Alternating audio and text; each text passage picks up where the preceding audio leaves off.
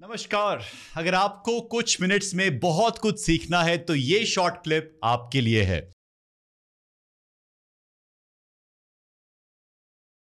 अच्छा, जो pricing strategy है आपने जिक्र किया था, how do like start with option number one कि यू सी योर कंपेटिटर्स कि Yeah. ये प्राइस लाइक चल रहा है, either we beat the price और we maintain a certain level.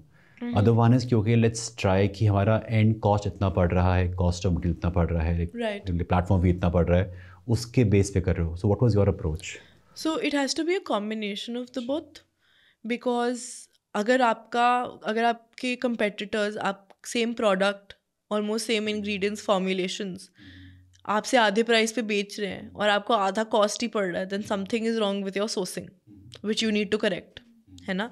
or which you will correct eventually at scale because they're at scale. So whatever factor that is, you have to figure. It also matters more on your positioning. Say for a mass market brand, I may not keep as much of a markup.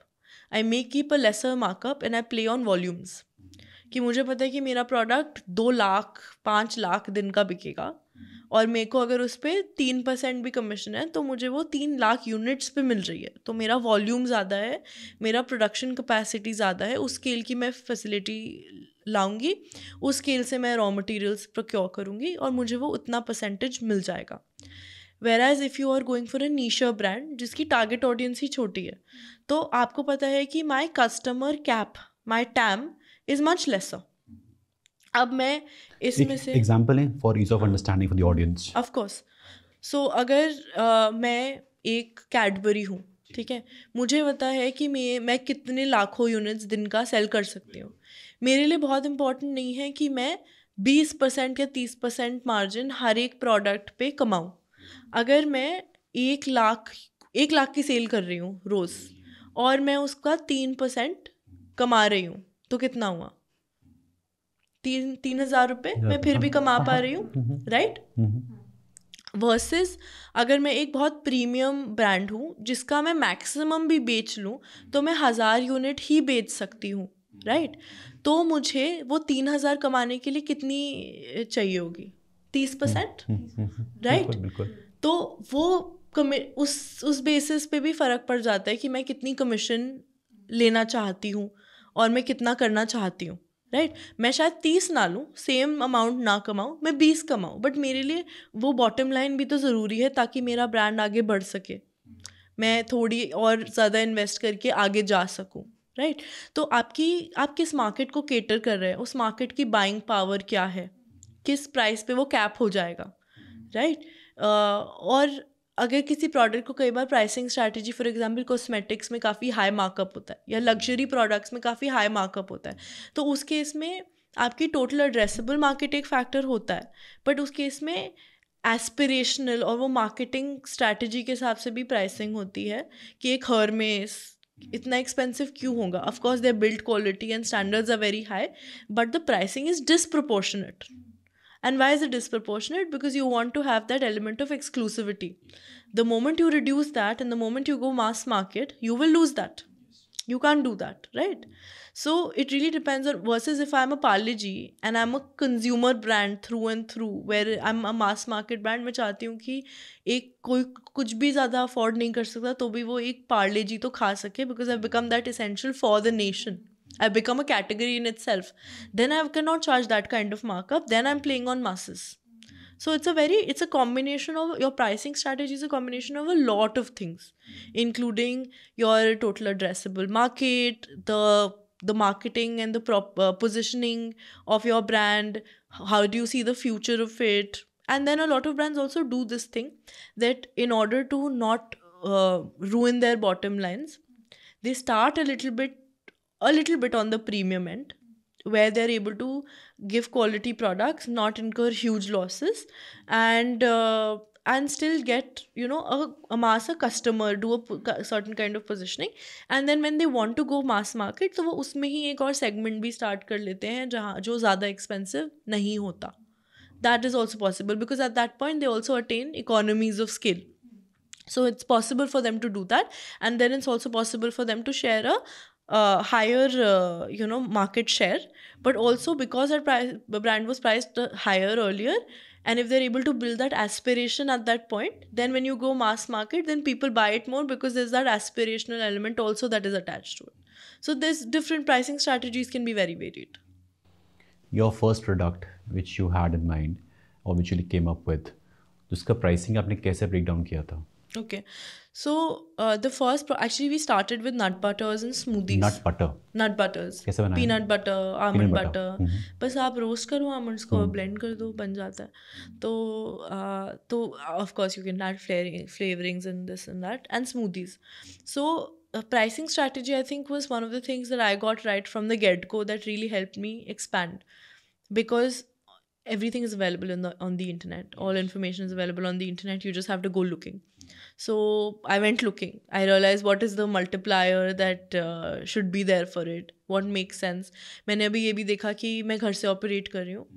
अभी मेरे पास वो शायद overhead cost नहीं है जहाँ पे मेरे parents मुझे इलेक्ट्रिसिटी के लिए नहीं मांग रहे हैं, यू नो, रेंट नहीं मांग रहे हैं कि आप यहाँ पे कमर्शियल एस्टैब्लिशमेंट कर रहे हो, तो I know free, everything was free. But मैंने ये पर्सपेक्टिव देखा कि ये अगर आगे जाके कमर्शियल बनता है तो मेरे ये वाले एक्सपेंडिचर्स भी आएंगे जो मुझे माइनस करने पड़ेंगे. तो वो सब करके मैंने बैकवर्क किया कि उसके बाद मुझे अपना कितना प्रॉफिट चाहिए. फिर मैंने ये भी असेस किया कि अच्छा मार्केट प्लेसेस कितना ले रहे हैं. अब of course Blinkit and all are very new, but उस टाइम पे कितना स्टैंडर्ड ले रहे हैं, तो मुझे वो भी माइनस करके आई फिगर्ड कि क्या प्राइसिंग मेरी होनी चाहिए और मेरे प्रोडक्ट की मतलब जो कॉस्ट ऑफ गुड्स सोल्ड है वो कितनी होनी चाहिए. एंड उससे मैंने अपनी प्राइसिंग स्ट्रैटेजी ब्रेक डाउन करी. Usually in the food industry 20 to 30% cost of the product is suppose to be healthy. For example, that butter of yours, अगर आप 100 रुपये का बेच रहे हैं तो 20 से 30 रुपये की कॉस्ट होनी चाहिए आपकी of the product itself. Then you go on to labour cost, then you go on to your rental costs, advertising costs, all of that get added on to it. Then your marketplace commissions, all of those costs, and then so kitna margin is a healthy margin? Yeah, so more the better वैसे तो. So see, आप जिस चीज़ को control कर सकते हो to a certain degree is only your cost of goods and your rent and your other like certain expenditures. अब advertising तो ऐसी है कि आप उस पर कितना भी स्पेंड कर दो मास मार्केट जाने में, या फिर अगर आपने एक कोई इक्विपमेंट खरीद लिया जो आपने, so you can not easily have an estimate of आप कितना प्रॉफिट कमाओगे ही कमाओगे, राइट. आप एक स्पेक्यूलेशन और एक बिजनेस प्लान बना सकते हो कि इतने सालों में मैं इतना स्पेंड करूँगी, इतना मेरे पास वापस आएगा, इवेंचुअली मेरी इतनी वॉल्यूम्स हो जाएंगी तो वो पैसा घूम के मेरे पास वापस आके प्रॉफिट होने लगेगा. On a unit economics basis I feel that 20 to 30% of your product, 5 to 8% in shipping, for us we're a D2C brand, is healthy. On top of that gets added your advertising costs, your commissions or any other costs that you may incur, right, which are variable. And then you can assess your profit margins. Now if you're a growing brand, you may spend a little bit more on advertising, you may spend on equipment, you may spend on a lot of other things of acquisition, this and that. So everybody's journey to profitability can look very different based off of how rapidly you're expanding and what your growth journey is, how much capital does your business require. Say if I'm a brand that is doing co-manufacturing, then I'm not really worried about how much money I need to spend into my manufacturing facility, because that the manufacturers have already done for me, or you know, I've engaged such manufacturers who already had those kind of facilities. So all I need to do is that I need to have a system of like shipping. I don't need warehousing. I need a system of shipping where I am setting up my front end and I take the product from this manufacturer, this co-manufacturer, and I'm able to sell it. Whereas if I decide to have manufacturing in-house, like we have, then you are also responsible for staffing within that manufacturing facility. You have to spend while you're getting your ingredients also. You have to spend in R&D. You have to spend in getting the machineries also. So for that, the profitability journey can look very different. And the capital requirements can also look very different. So it really depends on your business model. चलो I have got the product with me कि हाँ ये best formulation है, मतलब test किया, आपने sampling कराया कि दिस इज़ द बेस्ट। अब प्राइसिंग पे आते हैं कि प्राइसिंग कैसे डिसाइड किया कि हाँ ये प्राइस बेस्ट रहेगा। ऐसा हुआ था कि स्टार्टिंग में आपने लो प्राइस रखा, because we have done something similar in our coaching space.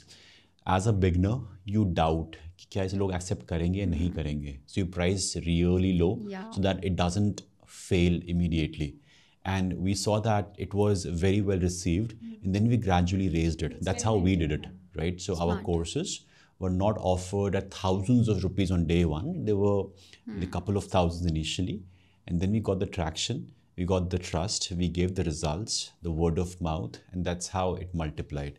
So how about you? I think in our case the MRP in the last 3 years has not changed. अच्छा, तो वो कैसे आपने ढूंढा कि the like sweet simple spot? क्या था, हम लोगों ने आई थिंक वो कोर्स में सोचना पड़ेगा कि कोर्स इंडस्ट्री का और इसका कितना वो है, लेकिन आई टेल यू कि मेरा एक जर्नी कैसा रहा था। कॉस्ट निकाली सारे इंग्रेडिएंट्स की, और जो फ्रेंड्स थे जो D2C स्पेस में हैं या जो FMCG में हैं या फूड कर रहे हैं कुछ, तो उनसे पूछा कि यार कितना % अपने को ग्रॉस मार्जिन रखना चाहिए। तो लोगों ने एक रेंज बताई कि यार 70 से 80% तो तेरा होना ही चाहिए ना, क्योंकि तू D2C करेगी तो उसमें बहुत खर्च होते हैं, शिपिंग है एक्सेट्रा एक्सेट्रा। तो उस हिसाब से कॉस्ट निकालने के बाद हमने वो 70-75, एक्चुअली पहले वाले में हमारा 75 ही था वो, क्योंकि डार्क लाइट का कॉस्ट कम था। अभी जैगरी हेज़लनट में असली हेज़लनट डल रहा है, हेज़लनट बहुत महंगा आता है, राइट। तो हमने कहा कि यार, और दूसरी चीज़ एक और था कि 70% लगा दो, 80% लगा दो जो आपका कॉस्ट आ रहा है, ठीक है। अगर आपको लगता है कि वो आपके जो बाकी के कॉम्पिटिटर हैं प्रोडक्ट लेवल पे उनसे मैच करता है नहीं, क्या पता आपका 70% लगा के आप तो बहुत ही ज़्यादा एक्सट्रीम हाई बन रहे हो, राइट। और अगर आप एक्सट्रीम हाई बन रहे हो तो फिर स्पेशलाइजेशन लाओ, राइट, जैसे हम लोग ने लाने की कोशिश कर रहे हैं जो हम लोग। दूसरा एक था यार, हमको ना अफोर्डेबिलिटी को नहीं छोड़ना था, हमें ऐसे प्रीमियम प्रोडक्ट नहीं बनाना था। मेरा जो सबसे बड़ा प्रॉब्लम था वो चॉकलेट ड्रिंक्स। बहुत सारे कस्टमर्स हैं टिगल के जिन्होंने, जो उनकी पहली लाइफ की हॉट चॉकलेट या उनकी पहली लाइफ की आइस चॉकलेट टिगल है, उन्होंने उससे पहले हॉट चॉकलेट नहीं पी है। और वो पता है आपको क्यों नहीं पिए? क्योंकि बहुत महंगी होती है यार, 200-250 रुपये, और फिर आपको वो बहुत एक प्रीमियम प्रोडक्ट है, इतना प्रीमियम प्रोडक्ट है, इसीलिए वो मास नहीं बन पाया। मुझे ये था कि यार मेरे को अफोर्डेबिलिटी हिट करनी है, कंपनी प्रॉफिटेबल रन करनी है, वो भी था क्योंकि यार नहीं थे पैसे उस टाइम पे, और कुछ नहीं पता था funding and all of that, तो बहुत फंडामेंटल्स पे हमें कंपनी चलानी थी। तो ये सब चीज़ें हमने दिमाग पे रखी। मैंने एक एक्सेल शीट बनाई थी, उसमें मैंने प्रोडक्ट लेवल पे जो थे हॉट चॉकलेट उनके प्राइस लिखे पर ग्राम के हिसाब से। जैसे मुझे याद है कैडबरी का था कुछ 1.02 पर ग्राम, राइट, 210 का वो 200 ग्राम ऐसा कुछ बेचते थे। तो ऐसे और भी जो ब्रांड्स थे उनका किया थोड़ा सा हमने ना, जैसे कनाडा में लोग क्या हॉट चॉकलेट है वो उधर क्या है, वो भी थोड़ा अपने आप को समझने के लिए किया।